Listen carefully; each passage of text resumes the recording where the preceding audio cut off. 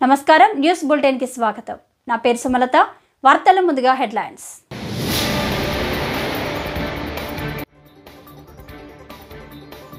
మనం జాబ్ అడగడం కాదు, ఇచ్చే స్థితిలో ఉండాలి. సీఎం చంద్రబాబు.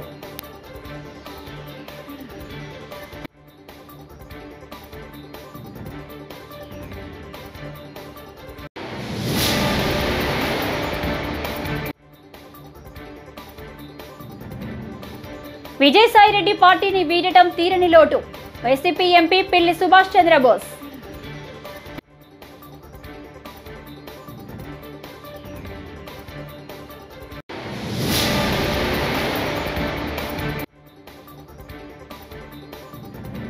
చిన్నపిల్లలపై రాజకీయాలు చేయొద్దు, హోంమంత్రి అనిత.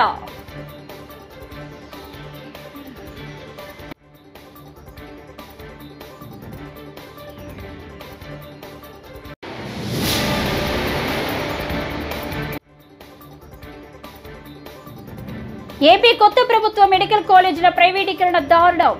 మాజీ ఎమ్మెల్యే గోపిరెడ్డి శ్రీనివాసరెడ్డి ఆగ్రహం. ఇక డీటెయిల్స్ చూస్తే, మనం జాబ్ అడగడం కాదు, ఇచ్చే స్థితిలో ఉండాలని ఏపీ సీఎం చంద్రబాబు పేర్కొన్నారు. ఒకప్పుడు ఐటీ గురించి మాట్లాడితే ఇప్పుడు ఏఐ గురించి మాట్లాడుతున్నామని, ప్రస్తుతం ప్రపంచమంతా ఏఐ ఎంతో అభివృద్ధి చెందిందని సీఎం చెప్పారు. శనివారం అమరావతి సచివాలయంలో సీఎం మాట్లాడారు. ఎంఎస్ఎంఈలు సృష్టిస్తే ఎంతో మందికి ఉద్యోగాలు వస్తాయి. ఉమ్మడి ఏపీలో సీఎంగా ఉన్నప్పుడు ప్రపంచమంతా తిరిగి కంపెనీలు తెప్పించాను అని చంద్రబాబు అన్నారు. ఆ రోజు కంపెనీస్ అన్ని కూడా హైదరాబాద్ తీసుకొచ్చి 1 by 1 కంపెనీలు తీసుకొచ్చాం. ముందు హైటెక్ సిటీ కట్టాం, దానిపైన మనుషులు తీసుకొచ్చి దాన్ని ఫిల్అప్ చేయడానికి ప్రయత్నం చేశాం. అదే సమయంలో మీరు ఒకసారి చూస్తే, చదువుకోవాలంటే కాలేజీలు లేవని రంగారెడ్డి జిల్లాలో 25 హై స్కూల్స్ లేవు. హై స్కూల్స్ లేని జిల్లాలో 200 ఇంజనీరింగ్ కాలేజీలు ప్రమోట్ చేశాం. దాంతో ఏమైందంటే హ్యూమన్ రిసోర్స్ వచ్చాయి, ఇక్కడి నుంచి ఆపర్చునిటీస్ వచ్చాయి, ఇండస్ట్రీ గ్రో అయింది. అదే సమయంలో ఆ రోజు ఇంగ్లీష్ కూడా మన పిల్లలకు సరిగా రాకపోతే, ప్రొనౌన్సియేషన్ అర్థం చేసుకోవడం, అవతల మాట్లాడితే వీళ్ళు ఫాలో కాలేకపోతే ఐటీ చేస్తూనే ఇంగ్లీష్ కూడా టీచ్ చేశాం. లండన్ నుంచి లెక్చరర్స్ తెప్పించి ఇంగ్లీష్ ప్రొనౌన్సియేషన్ ఇవన్నీ కూడా చేయించాం. అక్కడి నుంచి స్టార్ట్ చేశాం. ఈ రోజు నేను గర్వంగా చెప్పగలుగుతున్నా, ఆ రోజు చేసింది జాబ్ వర్క్. 95 నుంచి మన వాళ్ళు బిగిన్ చేసింది జాబ్ వర్క్. అంటే అమెరికాలో డే టైం డాక్టర్స్ ప్రాక్టీస్ చేస్తే మనకు వాళ్ళకి రాత్రి, మనకు డే టైం, వీళ్ళు కూర్చొని వాళ్ళు పంపించిందంతా టైప్ చేసి కంప్యూటర్లో యాడ్ చేసి పెడితే నెక్స్ట్ డే మార్నింగ్ నుంచి వర్క్ స్టార్ట్ చేశారు. ఇప్పుడు ఆర్టిఫిషియల్ ఇంటెలిజెన్స్ ఆ వర్క్ కూడా అవసరం లేదు, ఏఐకి చెప్పేసి అది చేసేస్తుంది. మీ వాయిస్ అంతా కన్వర్ట్ చేసి టెక్స్ట్ పెట్టేసే పరిస్థితికి వచ్చాం. అక్కడి నుంచి స్టార్ట్ చేశారు. అక్కడి నుంచి స్టార్ట్ చేసిన వాళ్ళు, నేను చాలాసార్లు చెప్పేవాడిని, నువ్వు ఉద్యోగం అడగడం కాదు, నువ్వు ఉద్యోగం ఇచ్చే పరిసరాలు. జాబ్ సీకర్ కాదు, జాబ్ ప్రొవైడర్ అని. నేను జురిక్ వెళ్ళినప్పుడు మొత్తం 500 మంది 12 కంట్రీస్ నుంచి వచ్చారు. 600 మంది వచ్చారు. వాళ్ళు ఎంత జుబిలియంట్ గా ఉన్నారంటే, దగ్గర 25% to 30% అందులో ఆంటర్‌ప్రెన్యూర్స్ ఉన్నారు. ఐటీలో వెళ్లారు, ఉద్యోగాలు చేశారు. సెక్యూరిటీ కోసం ఒకరు వైఫ్ అండ్ హస్బెండ్ ఉంటే, వైసీపీకి వెన్నెముక వంటి విజయసాయిరెడ్డి రాజీనామా చేయడం చాలా బాధాకరమని ఆ పార్టీ ఎంపీ పిల్లి సుభాష్ చంద్రబోస్ అన్నారు. శనివారం ఆయన మీడియాతో మాట్లాడుతూ, విజయసాయిరెడ్డి ఎందుకు ఈ నిర్ణయం తీసుకున్నారో అర్థం కావట్లేదన్నారు. ఓ సభ్యుడిగా రాజీనామా చేస్తే మళ్లీ పార్టీ నుంచి ఎన్నికయ్యే పరిస్థితి ఉండదన్నారు. విజయసాయిరెడ్డి పార్టీని వీడడం తీరని లోటు అని చెప్పారు. చాలా దురదృష్టకరమైనటువంటి వార్త. పెద్దలు శ్రీ విజయసాయిరెడ్డి గారు వైఎస్ఆర్ కాంగ్రెస్ పార్టీకి, అట్లాగే పార్లమెంటరీ పార్టీకి కూడా ఆయన వెన్నెముక అంటున్నాడు. ఆయన వార్త విన్న తర్వాత నిజంగా చాలా బాధాకరంగా, నేనైతే చాలా బాధపడ్డాను. నేను ఇంకా ఏ పరిస్థితుల్లో అయినా రాజీనామా సమర్పించవలసిందో వాస్తవాలు ఇంకా నాకు తెలియలేదు. నేను వెళ్తాను ఆయన దగ్గరికి. వెళ్ళిన తర్వాత మీ దగ్గరికి మళ్ళీ వస్తాను. ఏది ఏమైనప్పటికీ కూడా మరలా మా పార్టీ సభ్యుడిని అక్కడ ఎంపిక చేసుకోలేని పరిస్థితిలో ఉన్నాం మేము. అంచేత మరింత తీవ్రమైనటువంటి బాధ కలిగించింది నాకైతే. మళ్ళీ ఒకవేళ ఎవరైనా ఒక సభ్యుడు రాజీనామా చేస్తే మళ్ళీ మా పార్టీ ఎన్నికయ్యే పరిస్థితి లేదు. ఇప్పుడు లేనప్పుడు మరి ఇది చాలా దిగ్భ్రాంతి కలిగించినటువంటి వార్త ఇది. ఏ పరిస్థితి అయినా ఎందుచేత ఈ పరిస్థితి వరకు వచ్చారో అనేదే నాకు ఇంకా పూర్తిగా అర్థం కాలేదు. వాస్తవాలు మరి ఏం జరిగినాయో ఆయనకి చాలా విచారిస్తూ ఉన్నాను. మా అందరికీ ఒక మార్గదర్శకత్వం వహించేవారైనా మనకి సలహాలు ఇచ్చేవారు. పార్టీని చక్కగా ముందుకు నడిపించడంలో రెయిన్బోలు పనిచేసినటువంటి శ్రీ విజయసాయిరెడ్డి గారు లేకపోవడం మీకు బాధాకరమైన విషయమే. మళ్ళా మీ దగ్గరికి వచ్చి విజయసాయిరెడ్డి గారు లేని లోటు పెద్ద లోటే మాకు. ఎందుకంటే పార్టీని ఒక క్రమశిక్షణతో నడిపేవాడైనా ఆయన లేని లోటు పార్టీకి మరి తీవ్రమైనటువంటి బాధాకరమైన వార్త. చిన్నపిల్లలపై రాజకీయాలు చేయొద్దని హోంమంత్రి అనిత అన్నారు. ప్రతిపక్షాలు తమపై బురద జల్లుతున్నాయని విమర్శించారు. విశాఖ జువైనల్ హోంను ఆమె పరిశీలించారు. 2 రోజుల క్రితం సిబ్బంది తమను వేధిస్తున్నారని బాలికలు చేసిన ఆరోపణలపై ఇప్పటికే ఆమె నివేదిక కోరారు. వారితో మాట్లాడి వివరాలు తెలుసుకున్నారు. విశాఖ బాలికల సదన్ మొత్తం 56 మంది బాలికలు ఉన్నారని మంత్రి చెప్పారు. వాళ్ళు చదువుతో పాటు వివిధ రంగాల్లో శిక్షణ పొందుతున్నారని తెలిపారు. కొంతమంది మానసికంగా ఇబ్బంది పడుతున్నారని, వారిని వైద్యుల పర్యవేక్షణలో ఉంచేలా చర్యలు తీసుకుంటున్నట్లు వివరించారు. రాకూడదు అనుకోవాలి, హోమ్స్ అన్న పెరగకూడదు అనుకోవాలి. మనం హోమ్స్ పరిగే పరిస్థితి వచ్చింది అనుకుంటే కనుక డెఫినెట్గా లేదండి, చూసి వచ్చాను. అదే లేదండి, ఆల్రెడీ లోపల ఎప్పుడైతే వాళ్ళ పిల్లలు ఎలాగైతే గెంతు వచ్చారో అదంతా కూడా బ్రేక్ చేశారు. ఇప్పుడు పిల్లలకి అటువంటి ప్రాబ్లం లేదు. ఈ కెమెరాస్ కూడా కొంచెం ఫిట్టింగ్ కూడా మళ్ళీ రీఇన్స్టాల్ చేశారు. సో ఎక్కడ కూడా ఇబ్బంది లేదు. నెల్లూరు జిల్లా జైలు సూపరింటెండెంట్ రాజారావు అని ఎవరైతున్నా సూపరింటెండెంట్ ఖైదీలకి బయట వసతులు కావాలంటే డబ్బులు తీసుకుని ఫోన్ పే ద్వారా తీసుకుంటారు. మందు ఆవిడే బయట డెఫినెట్ గా అలాంటి పరిస్థితి ఉంటే మొన్నే చూసారండి. వైజాగ్ లోనే ఒక సూపరింటెండెంట్ ఇలా చేశారంటేనే ఇమీడియట్ గా మేము సస్పెండ్ చేసి ఇంట్లో కూర్చోం. సో అటువంటి పరిస్థితులు. ఇప్పుడు విషయం ఏంటంటే వ్యవస్థ, నేను ప్రతిసారి చెప్పడం కాదు కానీ డిస్టర్బ్ అయిపోయింది మొత్తం వ్యవస్థ అంతా. దీన్ని స్టిమ్యులేట్గా పెట్టడానికి కొంచెం టైం మాకు పడుతుంది. ఇలాంటి సిచ్యువేషన్స్ ఎక్కడైనా ఉన్నా కూడా ఇమీడియట్గా మేము రెస్పాండ్ అవుతున్నాం, ఇమీడియట్గా వాళ్ళ మీద చర్యలు తీసుకుంటున్నాం. అటువంటి ఫర్దర్గా జరగకుండా కూడా మొత్తం నిఘా యంత్రాంగాన్ని మాత్రం మేము పెడుతున్నాం. హోమ్లో సెక్యూరిటీ పరంగా ఇప్పుడు అమ్మాయిలే పైకి జాబ్ చేసి వచ్చారు, బయట నుంచి కూడా లోపలికి వెళ్ళే అవకాశాలు ఉంటాయి కదా, సెక్యూరిటీ ఎలా ఉంది లోపలంతా? నేను చూసి వచ్చానండి. ఫస్ట్ నేను లోపలికి వెళ్ళిన వెంటనే అడిగింది కెమెరాస్.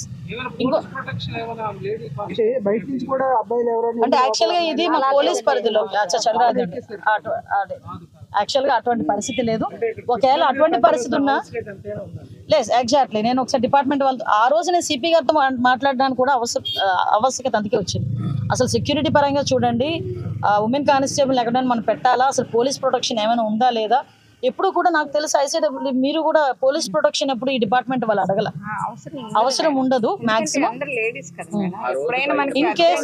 ఇన్ కేస్ అటువంటి పరిస్థితి వస్తే కనుక కంపల్సరీగా మేము పోలీస్ ప్రొటెక్షన్. బయటకు వచ్చిన వాళ్ళ 5గురిలో ఒక 3 పరిస్థితి అయితే చాలా దారుణంగా ఉందండి. ఏదో డ్రగ్ తీసుకొని ఉన్నారా లేదంటే వాళ్ళు యాక్చువల్ గా మెంటల్ గా బాగా కొంచెం డిస్టర్బ్ అయ్యారు. వాళ్ళు డిప్రెషన్ లో ఉంటారు. డిప్రెషన్ లో ఉన్న వాళ్ళ పరిస్థితి లోపల నేను 4-5 మాట్లాడాను సందర్భంలో మీతో పాటు స్టాఫ్ ఎవరైనా ఉన్నారా? నేను ఒక్కదాన్ని మాట్లాడాను. అందుకే నాకు తెలుసు. ఉన్నటువంటి వాతావరణంలో వాళ్ళ స్టాఫ్ ఎవరైనా ఉంటే వాళ్ళు చెప్పుకోవడానికి కూడా ముందుకు రారు. నాకు తెలుసు కదండి. లేదు, అందుకే స్టాఫ్ అందరినీ దూరం పెట్టి నేను ఈ మేడం ఇద్దరమే కలిసి కూర్చొని వాళ్ళు ఏం లేదు, మా ఇంటికి పంపించండి, మేము వెళ్ళిపోతాం. సో జనరల్ గా ఉన్న ఆలోచన. రాష్ట్రంలోని పేద విద్యార్థులకు వైద్య విద్యను దూరం చేసేందుకు కూటమి ప్రభుత్వం కుట్ర చేస్తుందని వైఎస్ఆర్సీపీ నేత మాజీ ఎమ్మెల్యే గోపిరెడ్డి శ్రీనివాసరెడ్డి ఆరోపించారు. రాష్ట్రంలోని కొత్త ప్రభుత్వ మెడికల్ కాలేజీలను పీపీపీ మోడ్లో నిర్వహించేందుకు ప్రభుత్వం నిర్ణయించడం దుర్మార్గమని మండిపడ్డారు. తనకు కావలసిన వారికి ప్రభుత్వ మెడికల్ కాలేజీలను దారాదత్తం చేసేందుకు ముఖ్యమంత్రి చంద్రబాబు ప్రయత్నిస్తున్నారని మండిపడ్డారు. తాడేపల్లి వైఎస్ఆర్సీపీ కేంద్ర కార్యాలయంలో శనివారం గోపిరెడ్డి శ్రీనివాసరెడ్డి మీడియాతో మాట్లాడారు. ఈరోజు 2 సార్లు శాసనసభకు ఎన్నికై వైద్యం మీద ఈరోజు మాట్లాడుతూ ఉన్నాను. ముఖ్యంగా ఈ ప్రభుత్వం తీసుకున్న ఈ యొక్క అనాలోచన నిర్ణయాన్ని తీవ్రంగా ఖండిస్తూ, ముఖ్యంగా ఈరోజు సేఫ్ క్లోజ్ చేసి జీవో కూడా ఇష్యూ చేయడం జరిగింది, జీవో నెంబర్ 27. అట్లానే పార్వతీపురం మెడికల్ కాలేజీకి పిలిచిన టెండర్లు క్లోజ్ చేయటం, అట్లానే ఏపీఎంసీఎండిసి చైర్మన్ చల్లుపల్లి శ్రీనివాసరావు గారు స్టేట్మెంట్ ఇస్తూ ఈ కొత్త మెడికల్ కాలేజీలన్నీ కూడా పీపీపీ మోడ్లో తీసుకువెళ్లే కార్యక్రమం చేస్తామని చెప్పి ఈ ప్రభుత్వం ఆలోచన చేస్తుందని చెప్పి ఒక ప్రకటన చేయటం, వీటన్నిటి మీద కూడా నిజంగా చంద్రబాబు నాయుడు గారు వస్తేనే ప్రైవేటీకరణ, చంద్రబాబు నాయుడు గారి మైండ్ సెటే కార్పొరేట్ వ్యవస్థలకు దోచిపెట్టే కార్యక్రమం. ఈయన 14 సంవత్సరాలు ముఖ్యమంత్రి చేశాడు. నేను అడుగుతా ఉన్నాను, ఒక్క ప్రభుత్వ మెడికల్ కాలేజ్ అయినా మీ హయాంలో ప్రారంభించారా? 14 ప్లస్ ఇప్పుడు 1 సంవత్సరం, 15 సంవత్సరాలు. 15 సంవత్సరాలు మీ ముఖ్యమంత్రి చరిత్రలో ఒక్క ప్రభుత్వ మెడికల్ కాలేజ్ అయినా ప్రారంభించడం జరిగిందా? కానీ జగన్మోహన్ రెడ్డి గారు తన 5 సంవత్సరాల పరిపాలనలో 17 మెడికల్ కాలేజీలు ప్రారంభిస్తే వాటిని కూడా మీరు నిర్వీర్యం చేసే కార్యక్రమం చేస్తున్నారే. ఎందుకు మీకు ఈ యొక్క ప్రైవేటు వ్యక్తుల మీద ఎందుకు ఈ ప్రేమ అని ఈరోజు అడుగుతా ఉన్నా. గతంలో నేను విద్యార్థిగా చదువుకునేటప్పుడు కూడా తిరుమల శ్రీవారిని హీరో నితిన్ దర్శించుకున్నారు. శనివారం ఉదయం వీఐపీ విరామ దర్శన సమయంలో వెంకటేశ్వర స్వామిని దర్శించుకుని మొక్కులు చెల్లించుకున్నారు. స్వామివారి దర్శనం అనంతరం నటుడు నితిన్ కు వేద పండితులు రంగనాయకుల మండపంలో ఆశీర్వచనం చేసి స్వామివారి తీర్థ ప్రసాదాలు అందజేశారు.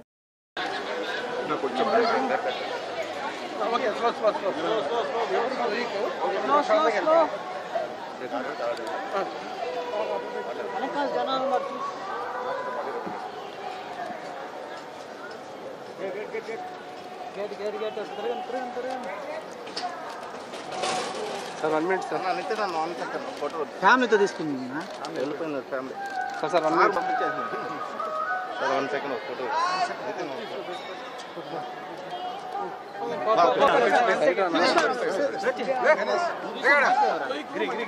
స్వామి స్వామి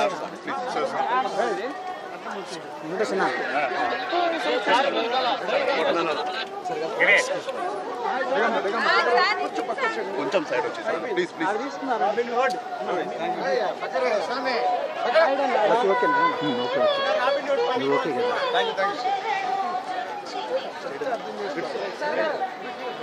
మమ్మల్ని ఫాలో అయిపోండి సార్. చాలు వెనక్కి జరుపు.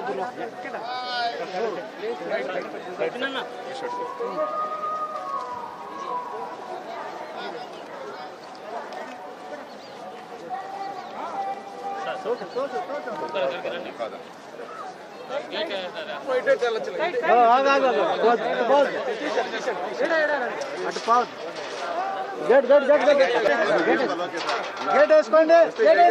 ఓకేనా వాయిస్ ఏమన్నా సార్? వాయిస్ దర్శనం ఎలా జరిగిందని చెప్పండి. అదే మైక్ పెట్టిన చెప్పండి సార్. వాయిస్ రాదు.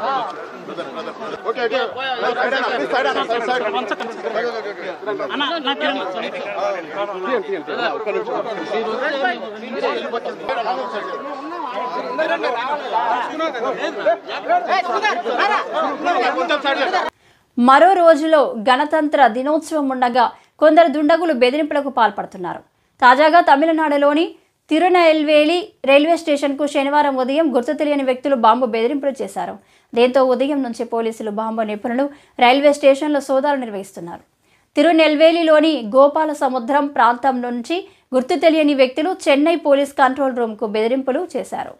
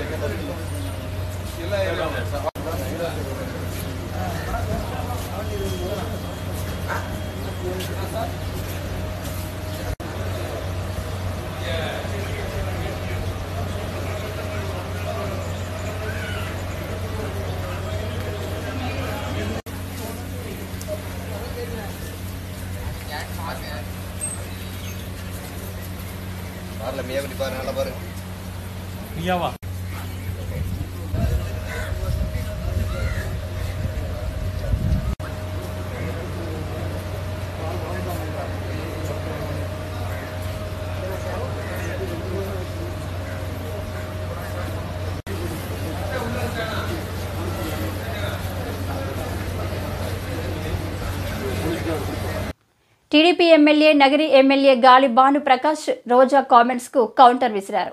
పెళ్లిళ్లు పేరంటాలు ఓట్లు కోసమే చంద్రబాబు దావోస్ వెళ్లలేదని అన్నారు.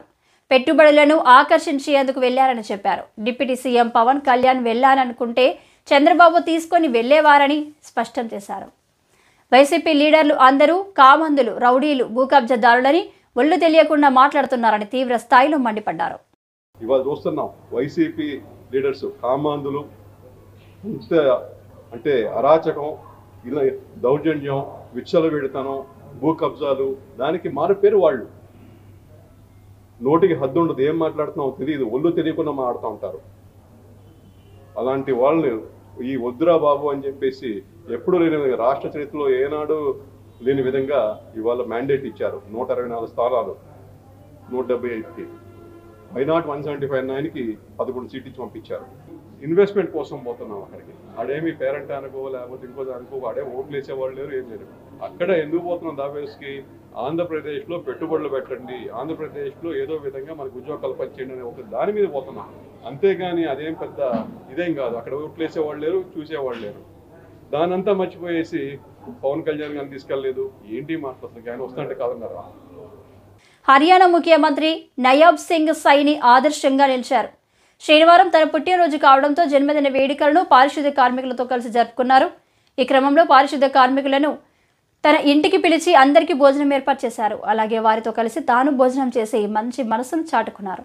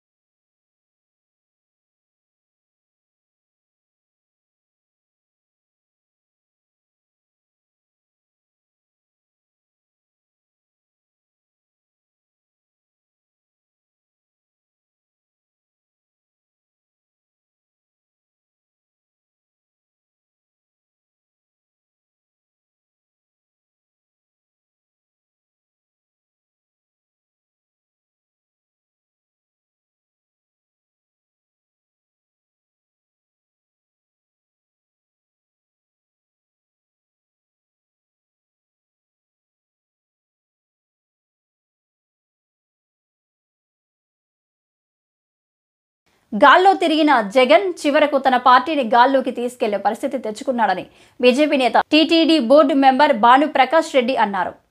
శనివారం ఆయన తిరుపతిలో మాట్లాడుతూ జగన్ చేష్టలు ఏమాత్రం వైసీపీ నేతలకు నచ్చడం లేదని, విజయసాయిరెడ్డి ఒక్కరే కాదు మిగిలిన వైసీపీ ముఖ్య నేతలందరూ వైసీపీని వీడనున్నారన్నారు.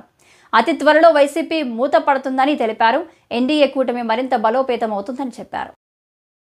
జగన్మోహన్ రెడ్డి పార్టీ మీద, వైసీపీ మీద, జగన్మోహన్ రెడ్డి నాయకత్వం మీద వైసీపీ నాయకులకి నమ్మకం సన్నగిలుతా ఉంది. 2024లో కేవలం 11 స్థానాలకే పరిమితమైనపోయి ప్రతిపక్ష హోదా కూడా రాకుండా ఆంధ్రప్రదేశ్ ప్రజలు జగన్మోహన్ రెడ్డి పార్టీని ఓడించడం జరిగింది. ఇప్పటికే 3 పార్లమెంట్ సభ్యులు ఆ పార్టీ నుంచి బయటికి రావడం జరిగింది. నేడు విజయసాయిరెడ్డి కూడా ఈరోజు బయటికి రావడం జరిగింది. అయోధ్య రామిరెడ్డి గారితో పాటు ఇంకా చాలా మంది బయటకు వస్తారని చెప్పి వార్తలు వస్తున్నాయి. రాబో రోజుల్లో ఖచ్చితంగా వైసీపీ ఖాళీ అవ్వడం ఖాయం. నాయకుడంటే ప్రజలకి అందుబాటులో ఉండాలి, ఆ పార్టీ నాయకుడికి అందుబాటులో ఉండాలి.